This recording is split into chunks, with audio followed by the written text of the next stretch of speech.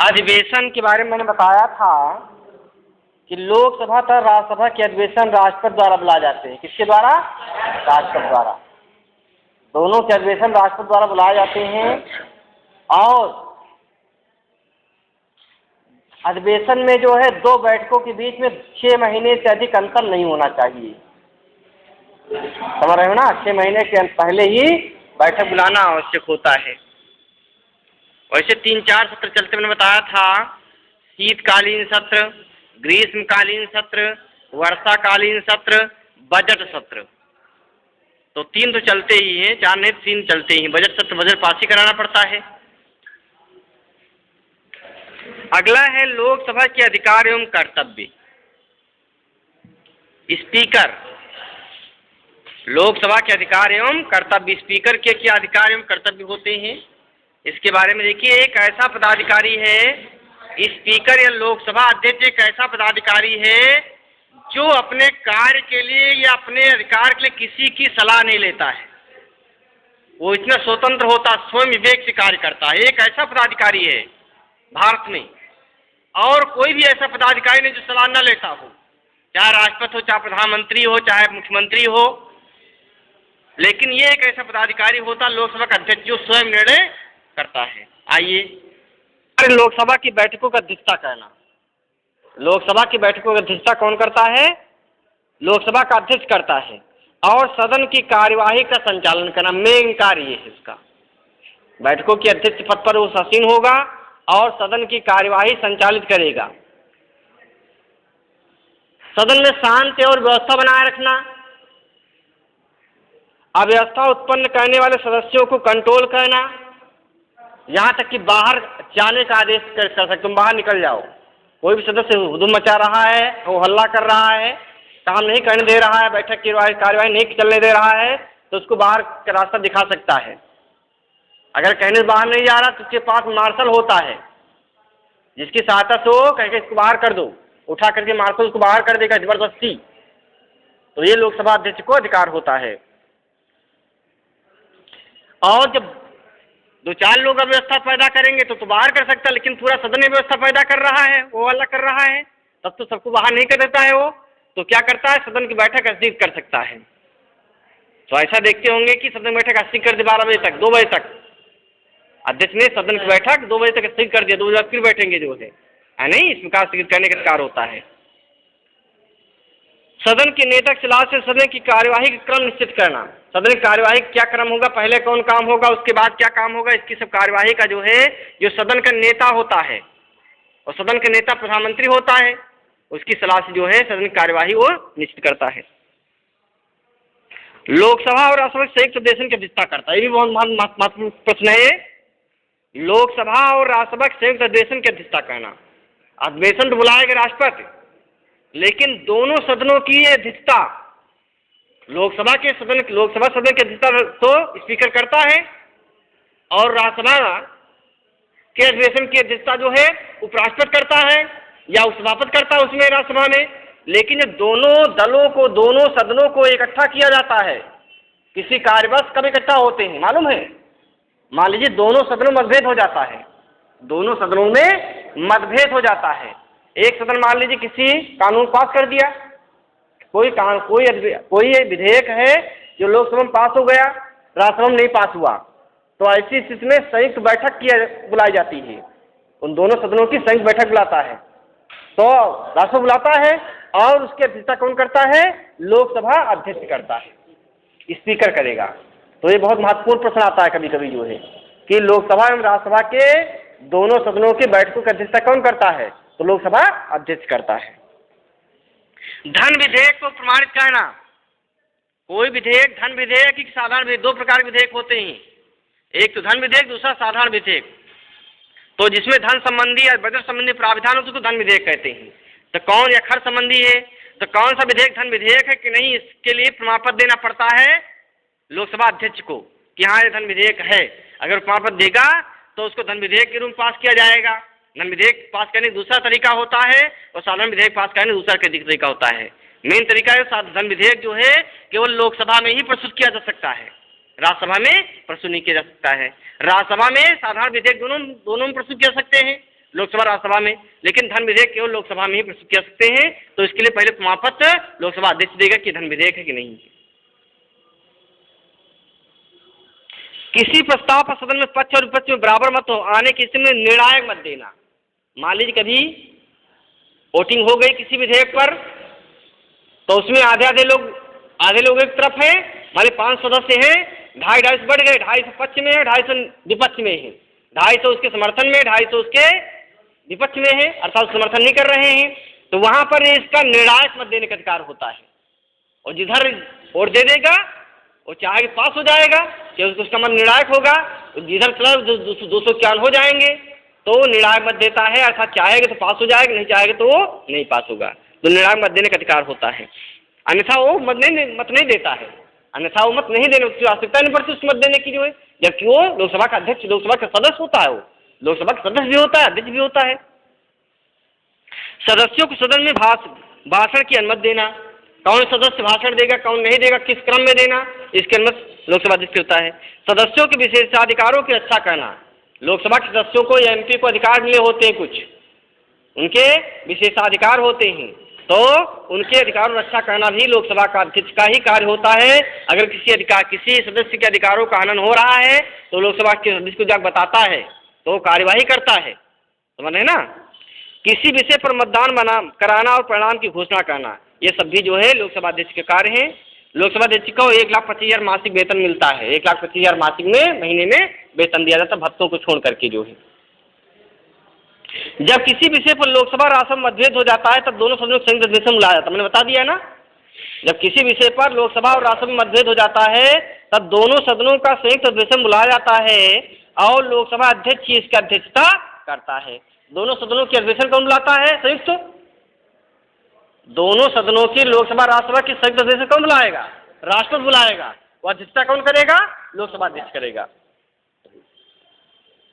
यदि लोकसभा का कोई सदस्य त्यागपत्र दे देता है तो निर्वाचन आयोग इस पद के लिए उपयुक्त चुनाव कराकर उस पद को भरता है। तो लोकसभा के सदस्य जो है अपना त्यागपत्र भी जो है लोकसभा अध्यक्ष को ही देते हैं। लोकसभा के जो एमपी होते अपना त्यागपत्र जो है लोकसभा अध्यक्ष को ही देंगे। तो ये हो गए लोकसभा के अधिकार एवं लोकसभा अध्यक्ष के अधिकार एवं कार्य। इसको पढ़ लेंगे तो बहुत सरल है नहीं? बैठक को अध्यक्षता करना, धन विधेयक प्रमाणित करना जो है, कार्यवाही संचालित करना, लोगों को भाषण देने की अनुमति देना, बोलने की अनुमति देना, अव्यवस्था करने को बाहर निकालना, ये सब अधिकार है उसके जो है। लोकसभा की शक्तियां और कार्य। लोकसभा भारतीय संसद का लोकप्रिय सदन है, द्वितीय सदन है और निम्न सदन है। द्वितीय सदन, निम्न सदन, राज्यसभा की तुलना में अधिक शक्तिशाली है। प्रथम सदन राज्यसभा है लेकिन शक्तिशाली कौन है? लोकसभा शक्तिशाली होता है। राज्यसभा लोकसभा में से कौन शक्तिशाली होता है? लोकसभा शक्तिशाली होता है। लोकसभा की प्रमुख शक्तियां इस प्रकार हैं। विधायी शक्तियां, विधायी मतलब क्या हो गया? व्यवस्थापिका संबंध शक्तियां। कानून निर्माण शक्ति संबंधी शक्तियां भी कह सकती हो आप। तो कानून निर्माण संबंध में लोकसभा की शक्तियां अनन्य है, अनन्य माने अपार है। कोई भी कानून तब तक कानून नहीं बने जब तक कि लोकसभा में उसे पास नहीं कराया जाए। कोई भी विधेयक, विधेयक क्या, कानून क्या है? विधेयक कानून में अंतर है। विधेयक मतलब कानून के मसौदे को विधेयक कहते हैं। कानून के मसौदे को जब तैयार किया जाता है कि ये कानून पास हो जाना चाहिए, तो पास होने से पहले विधेयक रहता है। पास होने से पहले जब तक राष्ट्रपति सिग्नेचर नहीं कर देगा तब तक विधेयक रहेगा। कोई भी मसौदा जो प्रारूप तैयार किया जाता है किसी कानून संबंध में, तो तब तक वो विधेयक रहता है जब तक राष्ट्रपति सिग्नेचर नहीं कर देगा। जब राष्ट्रपति सिग्नेचर हो तो कानून बन जाता है। अर्थात पहले लोकसभा में पास होगा, राज्यसभा में पास होगा, फिर राष्ट्रपति पास जाएगा, राष्ट्रपति सिग्नेचर जब कर देगा तो कानून बन जाएगा। तो कोई भी विधेयक जो है ये लोकसभा या राज्यसभा दोनों प्रस्तुत किया सकता है, धन विधेयक को छोड़ करके। तो देखिए इसकी अपार शक्तियां हैं। संविधान के साथ लोकसभा संघ सूची के सभी विषयों, संघ सूची में कितने विषय हैं? संघ सूची में मैंने प्रश्न किया 99 है इस समय जो है, और मूल संविधान में 96 विषय थे, 96 थे, 97 थे। मूल संविधान 97 विषय तो 2 विषय और को बढ़ गए हैं, 99 हो गए हैं। तो ये संघ सूची के विषय हैं जिन पर कानून बनाने का अधिकार केंद्र सरकार को अर्थात व्यवस्थापिका संसद को है। तो संघ सूची के विषय सभी विषयों, समवर्ती सूची पर कानून बनाती है और आवश्यकता पड़ने पर और राज्य सूची के विषयों पर भी कानून बना सकती है। अर्थात संघ सूची पर कानून बनाती है समवर्ती सूची कानून में 2 पर बनाती ही है। और आवश्यकता पर राज्य सूची अर्थात जो विधानसभाओं से अधिकार सौंपे गए हैं या राज्यों के अधिकार सौंपे उन पर भी कानून वो बना सकती है आवश्यकता पड़ने पर। मान लीजिए विधानसभा भंग हो और उस राज्य के लिए कानून की आवश्यकता है तो राज्य सूची पर कानून संसद ही बनाएगी, अर्थात लोकसभा में ही उसको प्रस्तुत किया जा सकता है। संसद के दोनों सदनों में किसी विषय पर मतभेद उत्पन्न हो जाता है तो गतिरोध समाप्त करने के लिए राष्ट्रपति दोनों सदनों की संयुक्त बैठक बुलाता है। मैं बता चुका हूँ, दोनों सदनों की बैठक जो है कौन बुलाएगा? राष्ट्रपति बुलाएगा। संयुक्त अधिवेशन, संयुक्त मतलब एक ही हाल में बैठक होगी उनकी। वैसे तो बैठक अलग अलग होती है, लोकसभा की बैठक लोकसभा के हाल में होती है, राज्यसभा की बैठक राज्यसभा के हाल में होती है, लेकिन जब आवश्यकता पड़े दोनों की संयुक्त बैठक बुलाई जाती है तो उसकी बैठक जो है राष्ट्रपति बुलाएगा। इस बैठक में साधारण बहुमत द्वारा विधेयक को पारित किया जाता है। राज्यसभा की तुलना में लोकसभा के सदस्यों की संख्या लगभग दूनी होती है। राज्यसभा में 200-250 सदस्य होते हैं और लोकसभा में 500 ज़्यादा होते हैं, सब दूनी ज़्यादा होती है। तो इस प्रकार लोकसभा ज़्यादा शक्तिशाली है, नहीं लोकसभा ज़्यादा शक्तिशाली होगी, संख्या में ज़्यादा है तो जो चाहेंगे लोकसभा करवा लेती है। तो अतः सदस्य संख्या के कारण अंतिम निर्णय लोकसभा द्वारा ही होता है। व्यवहार में सभी महत्वपूर्ण विधेयक लोकसभा में ही प्रस्तुत किए जाते हैं। प्राय जो है विधेयक जो होते हैं वो लोकसभा में ही प्रस्तुत की जाती है। तो ये विधायी शक्तियाँ हो गया, यानी कानून निर्माण संबंधी शक्तियाँ हो गया। दूसरा वित्तीय शक्तियाँ, धन संबंधी शक्तियाँ, वित्त के मामले में शक्तियाँ हैं। देखिए संविधान के अनुच्छेद 109 की व्यवस्था के अनुसार कोई भी धन विधेयक केवल लोकसभा में प्रस्तुत किया जा सकता है, राज्यसभा में नहीं। कोई भी धन विधेयक जो है, वित्त विधेयक जो है, वित्त विधेयक धन विधेयक एक चीज है। बजट संबंधी जो खर्च और जिसमें खर्च का ब्यौरा होगा, आय का ब्यौरा होगा, टैक्स लगाने का ब्यौरा होगा, ये सब वित्तीय विधेयक माने जाते हैं, धन विधेयक माने जाते हैं। तो इनको लोकसभा में ही प्रस्तुत किया जा सकता है, राज्यसभा में नहीं प्रस्तुत किए जाएंगे। और लोकसभा जब पास कर देती है तो उसको राज्यसभा के पास भेजा जाता है कि आप भी इस पर विचार कीजिए। राज्यसभा भेजा जाता है कि आप भी विचार कीजिए और राज्यसभा उस पर विचार करती है और उसमें संशोधन भी कर सकती है। संशोधन करके जो है या जो भी विचार होगी विचार करके उसको लोकसभा के पास प्रस्तुत करेगी 14 दिन के अंदर। चल 14 दिन रोकने का अधिकार होता है, 14 दिन के अंदर जो है उसको राज्यसभा के पास लोकसभा के पास भेज देगी राज्यसभा जो है। और अब उनके जो सिफारिश किया राज्यसभा ने उसको मानना या न मानना लोकसभा का कार्य है। समझ गए ना, मान भी सकती नहीं मान सकती है, लेकिन 14 दिन के अंदर उसको वापस करना होगा। अगर 14 दिन के नहीं वापस करती है तो फिर पास मान लिया जाएगा, उसको मान ले उसको वो भी सहमत मान लिया जाएगा। अर्थात राज्यसभा को वित्त विधेयक के संबंध में, धन विधेयक के संबंध में बहुत कम अधिकार प्राप्त है। समझ गए ना, क्यों अधिकार कम प्राप्त है? क्योंकि पहली बात धन विधेयक वित्त विधेयक लोकसभा में ही प्रस्तुत किया जाएगा, राज्यसभा में नहीं। दूसरा, राज्यसभा केवल सिफारिश कर सकती है और उसमें कोई बदलाव स्वयं नहीं कर सकती है, बदलाव सिफारिश कर सकती है। और तीसरा, 14 दिन से ज़्यादा रोक नहीं सकती, 14 दिन के अंदर अपनी सिफारिशें करनी होती जो भी अपने विचार व्यक्त करना चाहें। तो इस प्रकार से धन विधेयक के संबंध में लोकसभा राज्यसभा से ज़्यादा शक्तिशाली है और सभी मामले में बराबर है, लेकिन केवल धन विधेयक के संबंध में लोकसभा ज़्यादा शक्तिशाली है। हाँ देखिए, लोकसभा द्वारा पारित धन विधेयक 14 दिनों की अवधि में राज्यसभा द्वारा नहीं लौटाया था तो इस अवधि की समाप्ति पर वो धन विधेयक दोनों सदनों द्वारा पारित मान लिया जाएगा। इस प्रकार लोकसभा की वित्तीय शक्ति अनन्य और राज्यसभा की गौण है, गौण मतलब कम है। तो ये वित्तीय शक्तियाँ हो गई। तो वित्तीय शक्तियों के मामले में कौन शक्तिशाली है? लोकसभा। कार्यपालिका संबंधी शक्तियाँ, केंद्रीय मंत्रिपरिषद लोकसभा पर सामूहिक उत्तरदायी होती है। एक और कार्य को मिला हुआ, राज्यसभा नहीं मिला हुआ है। केंद्रीय मंत्रिपरिषद जो सरकार होती नहीं, केंद्रीय मंत्रिपरिषद की सरकार है, केंद्र सरकार है, पूरे देश के लिए शासन करती है। मंत्रिपरिषद और प्रधानमंत्री, इसको केंद्रीय मंत्रिपरिषद कहते हैं। तो ये सामूहिक रूप से लोकसभा के प्रति उत्तरदायी होती है। अर्थात तो तब तक काम करेगी सरकार या केंद्रीय मंत्रिपरिषद जो तब तक काम करे जब तक कि लोकसभा में उसका विश्वास है, अर्थात लोकसभा में उसका बहुमत है। लोकसभा में उसका बहुमत तब तक काम करेगी, नहीं वो नीचे आ जाएंगे। प्रधानमंत्री और मंत्रिपरिषद नीचे गिर जाएगी और सरकार चली जाएगी। इसलिए उसके आधे से अधिक सदस्य होते तभी सरकार चलती है। लोकसभा में कम से कम आधे से अधिक सदस्य उसके होने चाहिए, तभी सरकार बनती है। मान लिया सरकार बन गई लेकिन उसके सदस्य टूट करके दूसरे सदन में जाए, दूसरे पार्टी में मिल गए तो सदन जो पार्टी वो जिनकी पार्टी है उनकी सरकार अल्पमत में आ जाएगी। तो पुनः जो है जब अल्पमत सरकार आ जाएगी तो सरकार गिर जाएगी। देखिए, केंद्रीय मंत्रिपरिषद लोकसभा पर सामूहिक उत्तरदायी होती है। केंद्रीय मंत्रिपरिषद तभी तक अपने पद पर बनी रह सकती है जब तक उसे लोकसभा का विश्वास प्राप्त हो दूसरे शब्दों में लोकसभा मंत्रिपरिषद के विरुद्ध अविश्वास प्रस्ताव पारित करके उसे अध्यक्ष कर सकती है। इसके साथ सरकारी नीति के संबंध में व सरकार के कार्य संबंध में प्रश्न और पूरा प्रश्न पूछ सकते हैं, उसकी आलोचना कर सकते हैं, विधेयक को अस्वीकार कर सकते हैं और काम रोको प्रस्ताव करके भी सरकारी नीति की गलतियों को प्रकाश में ला सकते हैं। ऐसे प्रस्ताव पारित किए जाते हैं। वहाँ पर जो है काम रोको प्रस्ताव, कोई घटना घट गई तो लोकसभा सदस्य जो है सब काम रोक करके पहले इस पर विचार होना चाहिए, प्रश्न करते काम रोको प्रस्ताव नहीं, और प्रश्न पूछ करके प्रश्नोत्तर होता है कि सरकार से प्रश्न पूछते हैं कि वो सरकार जो है उनके प्रश्नों को जवाब देती है। लोकसभा सदस्यों के प्रश्नों को जवाब देना सरकार के मंत्रियों का दायित्व, सरकार का दायित्व मंत्री और प्रधानमंत्री का दायित्व होता है। अगर सरकार उनका जो है उनके प्रश्नों का जवाब नहीं दे पाती है तो आप विश्वास प्रस्ताव ला सकते हैं कि कोई भी शब्द ला सकता है कि इस सरकार का देश में विश्वास हो गया है, इस सरकार का इस सदन में कोई विश्वास नहीं है। अर्थात ये प्रस्ताव एक लाइन रखते हैं कि लोकसभा इस सरकार के प्रति अविश्वास प्रस्ताव पास करती है। तो अगर वो लोकसभा अध्यक्ष चाहेगा तो उसमें जो है उसका जो वोटिंग कराएगा कि कितने लोग इसके पक्ष में हैं। अगर आधे से ज़्यादा लोग पक्ष में आ गए तो सरकार गिर जाएगी, विश्वास प्रस्ताव पास हो गया तो सरकार गिर जाएगी। ना तो सब विश्वास प्रस्ताव, काम रोको प्रस्ताव, प्रश्न पूछ करके इस प्रकार से लोकसभा सरकार पर या मंत्रिपरिषद पर नियंत्रण रखती है। तो ये हो गया कार्यपालिका संबंधी शक्तियाँ। चौथा है निर्वाचन संबंधी शक्तियाँ। लोकसभा के सदस्यों को निर्वाचन संबंधी भी अनेक अधिकार प्राप्त होते हैं। मेन अधिकार होता है और राष्ट्रपति के निर्वाचन में, उपराष्ट्रपति के निर्वाचन में, लोकसभा अध्यक्ष के निर्वाचन में, उपाध्यक्ष के निर्वाचन में भाग लेते हैं 4 लोगों की।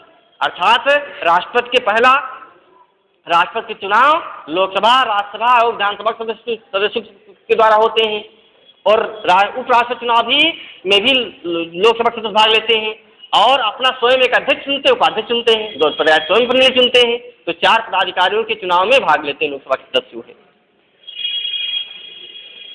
इस प्रकार लोकसभा को निर्वाचन संबंधी अधिकार भी प्राप्त है। अन्याय संबंधी अधिकार। लोकसभा राष्ट्रपति विरुद्ध महाभियोग का प्रस्ताव ला सकती है। राष्ट्रपति मान लीजिए अपने पद की गरिमा के अनुसार कार्य नहीं करता है तो लोकसभा में उसके विरुद्ध अविश्वास प्रस्ताव ला जा सकता है। महाभियोग का प्रस्ताव बोलते हैं, महाभियोग या कदाचार प्रस्ताव कहते हैं। केंद्र संबंधी प्रस्ताव राज्यसभा द्वारा भी पारित होना चाहिए। अर्थात लोकसभा में पास हो जाएगा तो राज्यसभा में भी उसे पास होना चाहिए। महाभियोग, राष्ट्रपति महाभियोग लगाते हैं कि तुमने ये कार्य गलत किया, संविधान का उल्लंघन किया है, इसका महाभियोग लगा सकता राष्ट्रपति के ऊपर जो है। तो ये दोनों सदनों द्वारा पास होना चाहिए। जब दोनों सदन पास हो जाएगा तो वो महाभियोग के द्वारा राष्ट्रपति को हटना पड़ेगा। समझ ना, ऐसा राष्ट्रपति को महाभियोग के प्रस्ताव का जो है संविधान में उल्लेख किया गया है। लेकिन ऐसा हमारे देश में कभी हुआ नहीं आज तक हमारे देश में किसी राष्ट्रपति को इस प्रकार से हटाया नहीं गया है। इसके अलावा पहले लोकसभा उच्च और उच्चतम न्यायालय के न्यायाधीश को दूरदर्शन प्रस्ताव पारित कर सकती है। किन प्रस्ताव दोनों सदनों में 2/3 बहुमत से पारित होना चाहिए। और यहाँ तक कि हाई कोर्ट या सुप्रीम कोर्ट के न्यायाधीशों के विरुद्ध जो भी कदाचार का प्रस्ताव पास कर सकती है। वो कोई न्यायाधीश वाले गलत कार्य कर रहा है, न्यायालय का कार्य ना करके गलत कार्य कर रहा है, गलत भ्रष्ट तरीके से न्यायालय का निर्णय कर रहा है, अपने जजमेंट दे रहा है भ्रष्ट तरीके से, जो पैसा लेकर के देने लगा, तो उसमें महाभियोग प्रस्ताव या कदाचार प्रस्ताव जो है दोनों सदनों पास होने चाहिए। 2/3 पास होना, 2/3 सदस्य से पास होना चाहिए, उपस्थित तथा 2/3 सदस्यों से पास होना चाहिए। जब पास हो जाएगा तब न्यायाधीश को अपने पद से हटना पड़ेगा। नहीं, स्वतंत्र न्यायपालिका की व्यवस्था की गई है।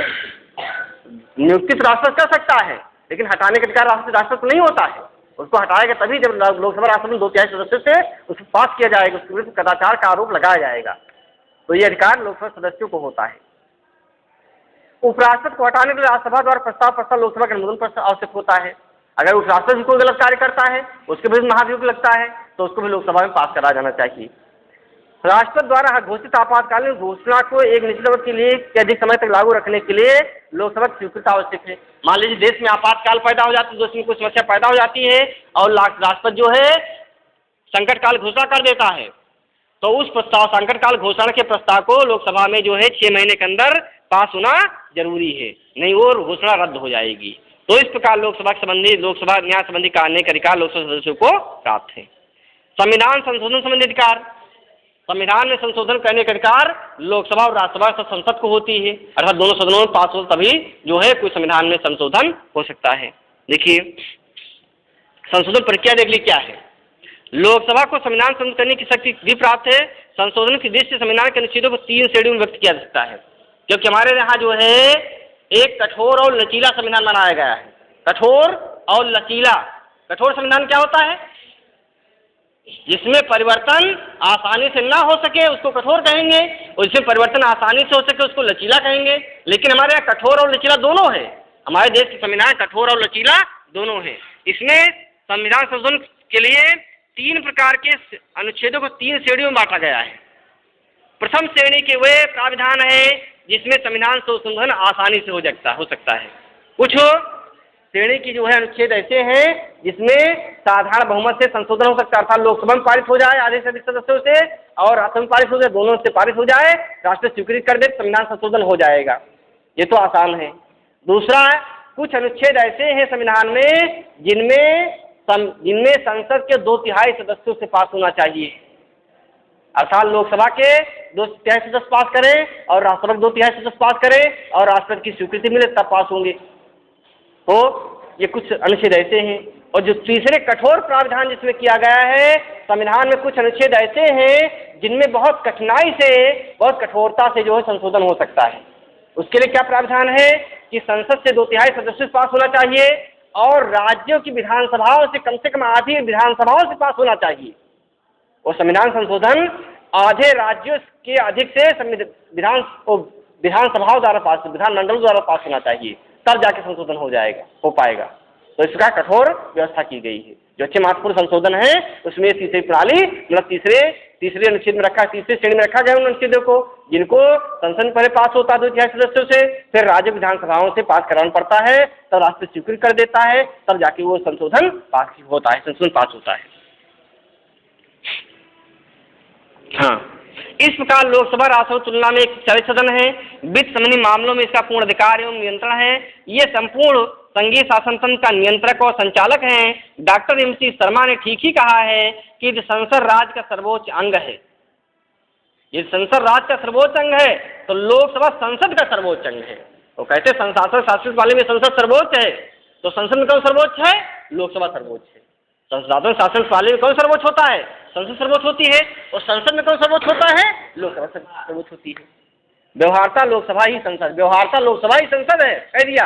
वास्तव में लोकसभा ही संसद होती है, क्योंकि लोकसभा के सदस्य जो होते हैं वही प्रधानमंत्री बनते हैं, वही मंत्री बनते हैं, वही जो है उनके आधे विधेयक आधे से ज़्यादा सदस्य होते हैं। तो जो मंत्री लोग चाहते हैं, जो लोकसभा चाहती है, उसका काम होता रहता है, समझ ना। क्योंकि लोकसभा सदस्य संख्या ज़्यादा होती है। अगर राज्यसभा सहमत भी है तो उनकी सदस्य संख्या ज़्यादा, तो अपने यहाँ जो पास हो वो जो चाहते पास करवा लेते सदस्य संख्या के बीच से जो है।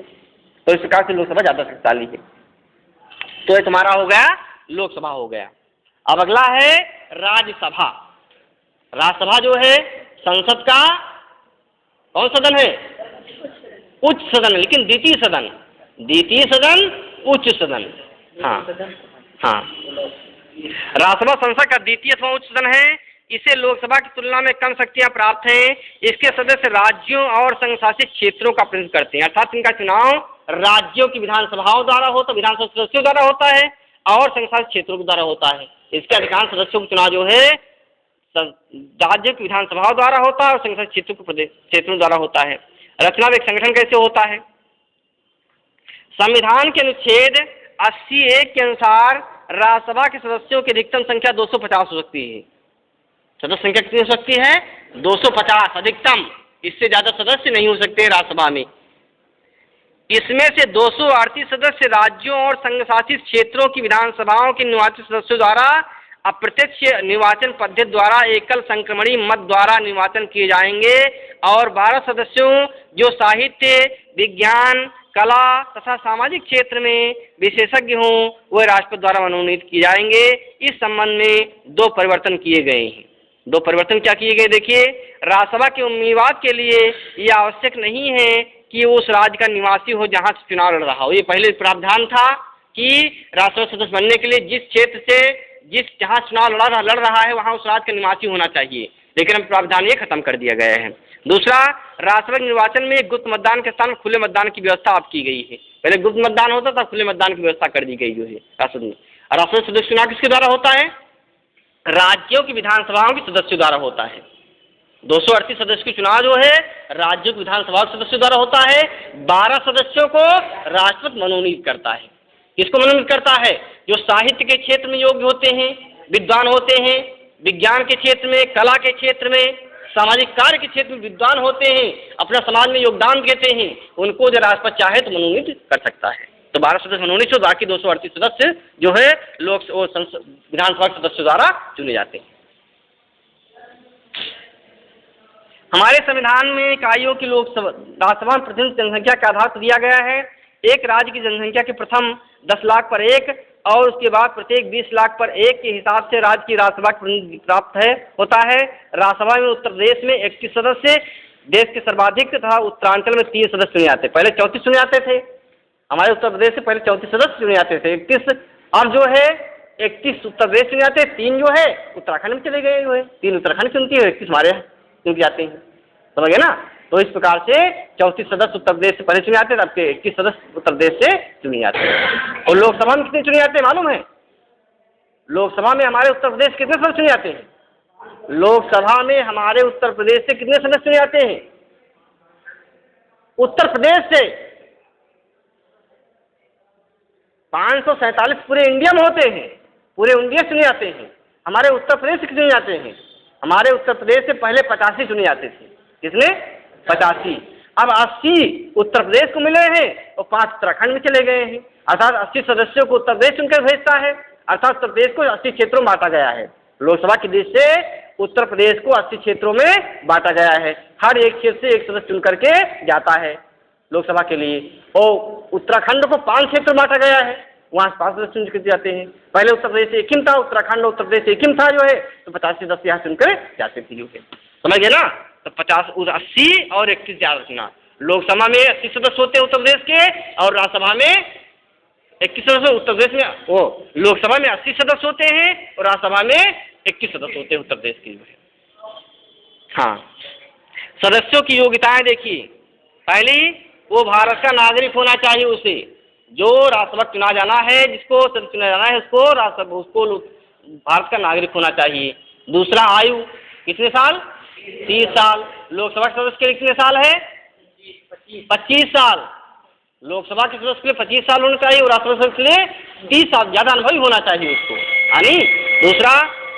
तीसरा, संघ अथवा राज्य सरकार के अधीन किसी लाभ के पद पर न हो। चौथा, पागल व दिवालिया ना हो। पांचवा, संसद द्वारा निर्धारित सभी शर्तें पूरी करता, जो अन्य शब्द निर्धारित करे उसको पूरी करे। कार्यकाल देखिए, संविधान के अनुच्छेद 83 के अनुसार ये एक अस्थायी सदन है, अर्थात कभी भंग नहीं होता है, बल्कि हमेशा कार्य करता रहता है। राज्यसभा जो हमेशा कार्य करती रहती है, एक अस्थायी सदन है, परमानेंट सदन है, ये कभी भंग नहीं होती है। बस केवल व्यवस्था क्या है कि इस सदन के 1/3 सदस्य पर दूसरे वर्ष अवकाश ग्रहण करते हैं और उसके स्थान पर नए सदस्यों का निर्वाचन हो जाता है। प्रत्येक सदस्य का कार्यकाल 6 वर्ष होता है, क्योंकि 1/3 सदस्य 2 साल बाद वो अवकाश ग्रहण करते हैं और नए भर्ती हो जाते हैं। इस प्रकार से एक सदस्य का कार्यकाल 6 साल होता है और 6 साल बाद दूसरे नए आ जाते हैं, तिहाई वो 1/3 ट्रांसफर मतलब 1/3 जो है अवकाश ग्रहण करते हैं, 1/3 नए भर लिए जाते हैं उसमें जो है। तो इस प्रकार से एक सदस्य का काल 6 वर्ष होता है और सदन अस्थायी होता है, हमेशा जो है वो राज्यसभा बनी रहती है।